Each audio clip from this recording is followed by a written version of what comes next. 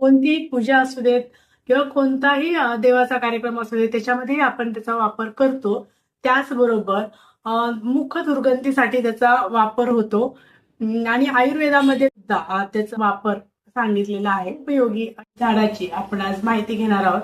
खत कोणतं द्यायचं आणि लावायचं कसं, तर ही सगळी माहिती आपण आज या व्हिडिओमध्ये बघणार आहोत. तर ही बघा माझी आहे विड्याच्या पानाची वेल. किती छान आणि मस्त वाढली आणि केवढी मोठी वाढली आहे ते बघा. पानं तर बघा केवढी मोठी आलेली आहेत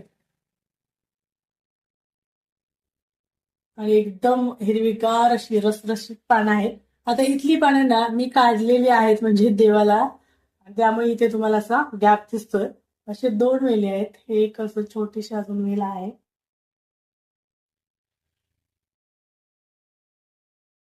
खाली जी पानं आहेत तर ती तर केवढी पानं मोठी आहेत ते बघा. एकदम ताजी रसरशीत आणि तजेलदार अशी पानं आहेत आणि मोठीच्या मोठी पानं आलेली आहेत.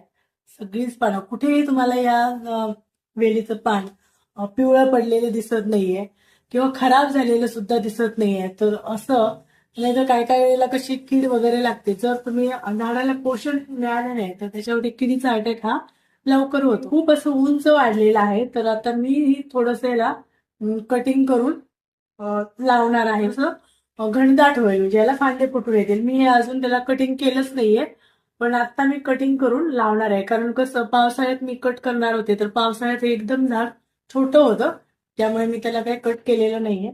पण आता हे कट करायला पाहिजे. तर कुंडी बघा तुम्ही केवढी छोटीशी आहे कुंडी. विड्याच्या पानाचा पोट साफ होत नसेल तरी सुद्धा या पानांचा वापर केला जातो. या झाडाला पूर्ण असं कोरडं किंवा जास्त ऊन नको आहे. जर तुमच्याकडे कुंड्या आणखी कुंड्या असतील ना तर त्या कुंड्यांच्या मध्ये ही याची कुंडी ठेवायची. म्हणजे त्याला थोडंसं असं आर्द्रता असणारं वातावरण